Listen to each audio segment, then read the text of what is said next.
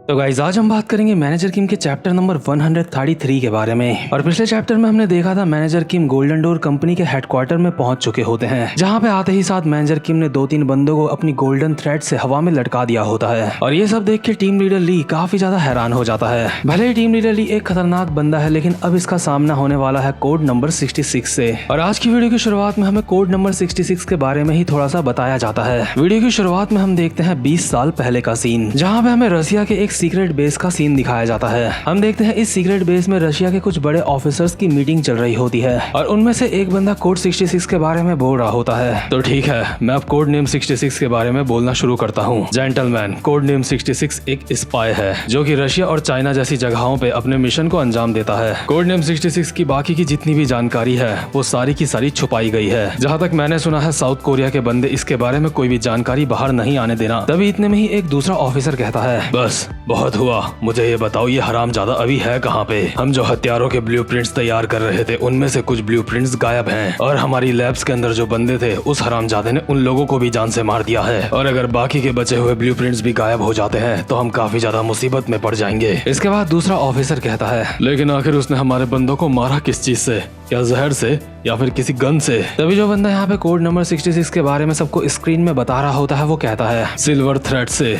वो बाहर से दिखने में बिल्कुल नॉर्मल थ्रेड लगती है, लेकिन हमें पूरा शक है वो कोई नॉर्मल थ्रेड नहीं है, वो एक स्पेशल वायर है। वो एक ऐसी वायर है जो स्पेशल मिशन में यूज की जाती है। वो वायर खास तौर पे किसी की जान लेने के लिए बनाई गई है। मुझे लगता है किसी की जान लेने के लिए वो काफी ज्यादा एक बेस्ट हथियार है। और इसी के साथ साथ हम प्रेजेंट मूवमेंट का भी सीन देखते हैं, जहाँ पे मैनेजर किम टीम लीडर ली तक पहुंच चुके होते हैं। और टीम लीडर ली मैनेजर किम को देख के वहाँ से भागने की कोशिश कर रहा होता है, लेकिन जैसे ही वो भाग रहा होता है उसकी टांग सिल्वर थ्रेड में फंस जाती है और वो सीधा जमीन में जाके गिरता है। और जैसे ही वो अपने सामने की तरफ देखता है, इतने में ही मैनेजर किम उसके मुंह पे एक खतरनाक सी लात मारते हैं, जिससे टीम लीडर ली टेढ़ा मेढ़ा होकर पीछे की तरफ जाने लगता है। पर पीछे गिरते गिरते टीम लीडर ली अपनी बॉडी को बैलेंस कर लेता है और स्लाइड मारते हुए अपनी बॉडी को और ज्यादा पीछे जाने से रोक लेता है। टीम लीडर ली का भी अभी दिमाग खराब हो चुका होता है, इसलिए वो कहता है, शिट, अब मैं इसे नहीं छोड़ूंगा। और टीम लीडर ली मैनेजर किम के ऊपर अटैक करने लगता है, लेकिन मैनेजर किम टीम लीडर ली के अटैक को तो डॉज करते ही है और साथ ही साथ में उसके मुंह पे काफी सारे मुक्के भी बजा देते हैं, जिससे टीम लीडर ली के मुंह से खून की पिचकारी निकलने लगती है। इतनी गंदी मार खाते हुए टीम लीडर ली अपने मन में बोल रहा होता है, शिट,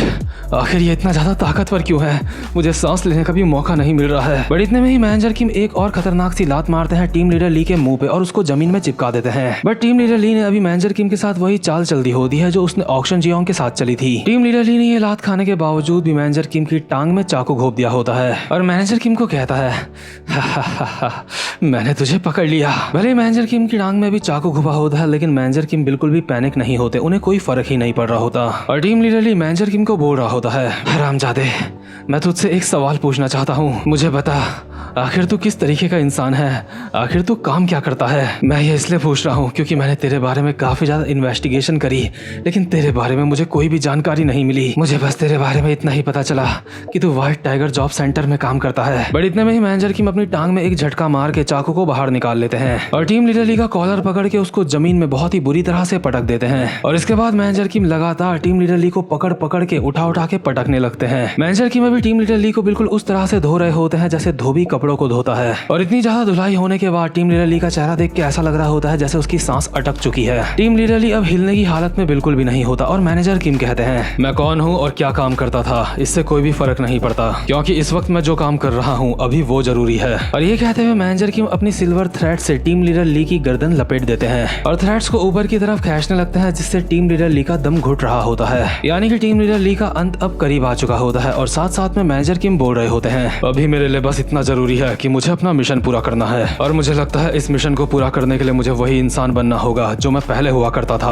और इसी के साथ साथ टीम लीडर ली धीरे धीरे करके मौत के करीब जा रहा होता है। इसके बाद हम दोबारा से 20 साल पहले का सीन देखते हैं, जहाँ पे रशिया के ऑफिसर्स की मीटिंग चल रही होती है और एक ऑफिसर बोल रहा होता है, कोड नेम 66 की सबसे ज्यादा खतरनाक बात यह है कि उसके मिशन का जो सक्सेस रेट है वो काफी ज्यादा हाई है, क्योंकि वो इंसान असासिनेशन और इंटेलिजेंस में काफी ज्यादा खतरनाक है, इसलिए उसका कोई भी मिशन फेल नहीं होता। तभी एक ऑफिसर टेबल पे अपना हाथ मार के कहता है, शिट, आखिर ये सब क्या है? तो क्या इसका मतलब ये है कि हम उसको पकड़ नहीं सकते? दूसरा बंदा कहता है, इन्वेस्टिगेशन के मुताबिक मुझे लगता है ये काम इतना ज्यादा आसान नहीं होगा। तभी एक दूसरा ऑफिसर कहता है, अभी हम इस बारे में कुछ भी नहीं कर सकते, इसलिए जो बाकी के ब्लूप्रिंट्स हैं अभी वो हमें अपने पास छुपा के रखने होंगे। हम जो हथियार तैयार कर रहे हैं अगर उसके बारे में यूनाइटेड नेशन को पता चल गया तो हमारे लिए मुसीबत हो सकती है। हमारे उस गैस वेपन की थोड़ी सी अमाउंट भी काफी सारे हजार लोगों को जान से मारने के लिए काफी है, और पूरे के पूरे रशिया में सिर्फ एक मैं ही हूँ जिसके पास उसका ब्लूप्रिंट है। और ये जो ऑफिसर होता है जैसे ही अपने सामने देखता है तो उसके साथ के सारे ऑफिसर्स बेहोश हो चुके होते हैं। ये बंदा भी यहाँ पे हैरान हो ही रहा होता है कि आखिर सारे के सारे ऑफिसर्स को हुआ क्या है। लेकिन इतने में ही जो ऑफिसर अब तक स्क्रीन में कोड नंबर 66 के बारे में प्रेजेंटेशन दे रहा था वो अपने चेहरे से इंसानी मास्क निकालता है और दूसरे ऑफिसर के सामने फेंक देता है। यानी कि जो बंदा अब तक कोड नंबर 66 के बारे में प्रेजेंटेशन दे रहा था वो खुद कोड नंबर 66 था। और तुम इस बात से अंदाजा लगा सकते हो कि मैनेजर किम कितने ज्यादा खतरनाक है। अपना मास्क निकालने के बाद मैनेजर किम कहते हैं, मेरे बारे में तुम्हारी रिपोर्ट्स में काफी ज्यादा अच्छी तरह से लिखा गया है। लगता है तुम लोगों ने मेरे ऊपर काफी ज्यादा अच्छे से रिसर्च करी है, लेकिन अफसोस तुम्हारी रिसर्च अब यहीं पे खत्म होती है। अब जल्दी से वो ब्लूप्रिंट मेरे हवाले कर दे जिसको लेने के लिए मैं यहाँ पे आया हूँ। और अभी जो मैनेजर किम के सामने ऑफिसर होता है उसको इस बात का अंदाजा हो रहा होता है कि कोड नंबर 66 का कोई भी मिशन कभी भी फेल क्यों नहीं होता, और ये बंदा कितना ज्यादा खतरनाक असासिन और स्पाई है। इसके बाद हम वापस से प्रेजेंट मूवमेंट में आते हैं जहाँ पे मैनेजर किम अपनी गोल्डन थ्रेड से टीम लीडर ली की गर्दन घोट रहे होते हैं। और टीम लीडर ली इस वक्त अपने आप को काफी ज्यादा लाचार महसूस कर रहा होता है। वो धीरे धीरे करके मर रहा होता है और अपने मन में बोल रहा होता है, सिट, आखिर ये क्या है? इसके खिलाफ कुछ भी काम नहीं कर रहा है। आखिर ये है कौन?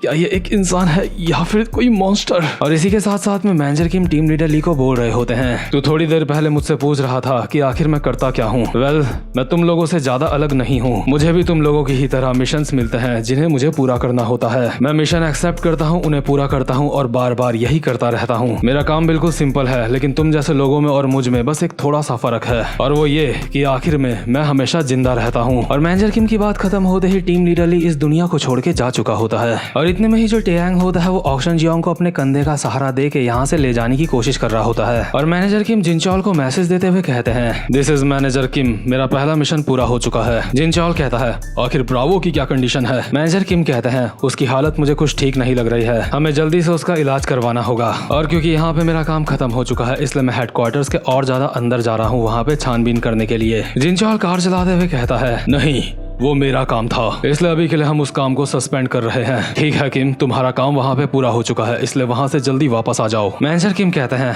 अगर मैं वापस आ गया तो यहाँ की साफ सफाई कौन करेगा? इतने में ही जिनचॉल अपनी जीप को एक जगह पे रोकता है और मैनेजर किम को कहता है, हमें वहाँ के बंदों की साफ सफाई करने की जरूरत नहीं है, क्योंकि इस वक्त मैं म्योग्योंग हावा के मीटिंग प्लेस पे पहुंच चुका हूँ। मतलब इस वक्त जिनचॉल डायरेक्ट वूचल नाम के बंदों के पास पहुंच चुका होता है। और जैसे ही जिनचॉल यहाँ पे आता है तभी जो बाहर गार्ड खड़ा होता है वो कहता है, प्लीज रुकिए, अपनी आईडी दिखाइए। जिनचॉल इस बंदे को अपना एक कार्ड पकड़ाता है और साथ ही साथ पे कॉल पे मैनेजर किम को बोल रहा होता है, किम, जैसे थोड़ी देर पहले तू अपने पुराने रूप में वापस आ चुका था, मैं भी अब वही करने वाला हूँ। और जिस बंदे को जिनचॉल ने अपना कार्ड पकड़ाया होता है वो बंदा देखता है कि कार्ड में लिखा हुआ है लाइसेंस टू किल। और जो गार्ड होता है इस कार्ड को देख के बोल रहा होता है कि क्या लाइसेंस टू किल, आखिर इसका क्या मतलब है? जिनचॉल आगे की तरफ बढ़ने लगता है और इन गार्ड्स को कहता है, अपने बड़े ऑफिसर्स को बता दो कि जिनचॉल पार्क यहाँ पे आ चुका है और मैं उन सब के लिए यहाँ पे एक तोहफा लेके आया हूँ। जैसे ही गार्ड्स को पता चलता है कि ये बंदा जिनचॉल पार्क है ये काफी ज्यादा अलर्ट हो जाते हैं और जिनचॉल के ऊपर अपनी गन तानते हुए बोल रहे होते हैं कि क्या जिनचॉल पार्क, वो वहीं रुक जाओ, अपनी जगह से हिलना मत। साथ ही साथ में ये गार्ड्स अपने बड़े ऑफिसर्स को खबर देते हुए कहते हैं, सर, हम गार्ड पोस्ट से बात कर रहे हैं, यहाँ पे जिनचॉल पार्क आ चुका है, हमें बताइए आखिर हमें क्या करना चाहिए। और मीटिंग हॉल में जो म्योग्योंग हावा का एक बंदा होता है आगे बढ़ते हुए कहता है, मेरे सामने से हट जाओ, लगता है ये बंदा उससे भी ज्यादा पागल है जितना मैंने इसके बारे में सुना था। और ये ऑफिसर अपने वॉकी डॉगी से जिनचॉल को कहता है, ओए जिनचॉल पार्क, क्या तू पागल है? आखिर तेरे दिमाग में चल क्या रहा है जो तू ऐसी पागलपंती कर रहा है? यहाँ पे तुझे इस बात का अंदाजा भी है कि हमारे पीछे किसका हाथ है? हरामजादे, हमारे पीछे साउथ कोरिया की सरकार का हाथ है। तू हरामजादे, अगर तूने हमें कुछ भी नुकसान पहुंचाने की कोशिश करी तो ये एक वॉर होगी। हमें नुकसान पहुंचाने का मतलब ये होगा कि तू पूरे देश के साथ जंग का ऐलान कर रहा है। अगर तुझे मेरी बात समझ आ चुकी है तो अब चुपचाप से यहाँ से चला जा। लेकिन इस घनचक्कर को ये बात बिल्कुल भी नहीं पता होती कि जिनचॉल वॉर हीरो कहलाता है। साथ ही साथ में जिनचॉल का दूसरा नाम है द गॉड ऑफ वॉर। और जो बंदा वॉर्स करने के लिए ही बना है, तुम वॉर का नाम लेके उसको डरा नहीं सकते। और ये जो म्योग्योंग हावा के बंदे अब तक इतना ज्यादा चौड़े हो रहे थे, इनको अचानक से रियलाइज होता है कि जिनचॉल पार्क किस तरीके का बंदा है।